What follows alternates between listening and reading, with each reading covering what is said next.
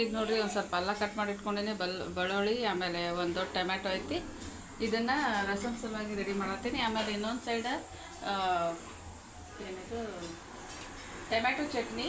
ಅದ್ರಾಗ ಒಂದು ಸ್ವಲ್ಪ ನುಗ್ಗಿಕಾಯ್ದು ತಪ್ಪಲು ಹಾಕಾಕ್ತೀನಿ. ಯಾಕಂದ್ರೆ ನುಗ್ಗಿಕಾಯಿ ತಪ್ಪಲೊಳಗೆ ಐರನ್ ಇರ್ತೈತಿ. ಐರನ್ನಿಂದ ಈ ಹುಡುಗರಿಗೆ ಯೂಸ್ವಲಿ ಒಂದು ಸ್ವಲ್ಪ ಆರಾಮ್ ತಪ್ತಿರ್ತೈತಲ್ಲ, ಜ್ವರ ಗಿರ ಬರೋದು ಅವೆಲ್ಲ ಕಡಿಮೆ ಆಗ್ತಾವೆ. ಈ ರಸಮ್ದ ನಾನು ಫಸ್ಟ್ ಮಿಕ್ಸರ್ಗೆ ಹಾಕ್ಕೊಂಬರ್ತೀನಿ. ಇದಕ್ಕೆ ಫಸ್ಟ್ ನೋಡಿರಿ ಒಂದು ಸ್ವಲ್ಪ ಜೀರಿಗೆ ಹಾಕೋತೀನಿ. ಆಮೇಲೆ ಒಂದು ಸ್ವಲ್ಪ ಧನಿಯಾ ಪೌಡ್ರ್, ಆಮೇಲೆ ಒಂದು ಸ್ವಲ್ಪ ಚಿಟಿಕೆ ಅಷ್ಟು ಮೆಂತ್ಯ ಪೌಡ್ರ್. ಇವೆಲ್ಲನೂ ಕಾಳು ಬೇಕಿದ್ರೂ ಹಾಕೋಬೋದು. ಆಮೇಲೆ ಅಲ್ಲ, ಬೆಳ್ಳುಳ್ಳಿ, ಆಮೇಲೆ 2 ಟೊಮ್ಯಾಟೊ,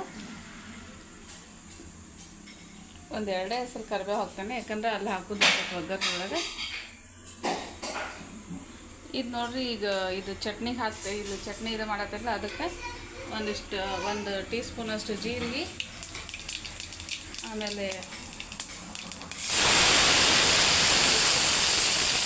ಬೆಳ್ಳುಳ್ಳಿ, ಇದು ಹಸಿಮೆಣಸಿನ್ಕಾಯಿ, ಆಮೇಲೆ ಉಳ್ಳಾಗಡ್ಡಿ.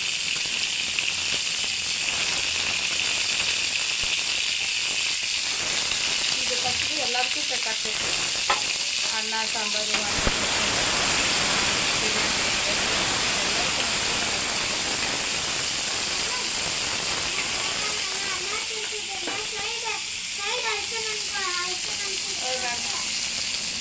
ಇದು ನೋಡ್ರಿ ಮೇನ್ ಇದ್ರೊಳಗೆ ನುಗ್ಗಿಕಾಯಿ ತಪ್ಪಲ.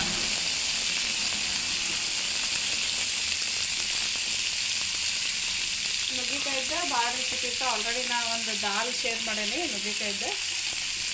ಬೇರೆ ಬೇರೆ ರೆಸಿಪಿನ ಮಾಡ್ತೀನಿ. ಇದು ನುಗ್ಗಿಕಾಯಿ ಗಿಡ ಇಲ್ಲಿ ನಮ್ಮ ಹಾಕ್ಕೊಂಡು ಐತಿ.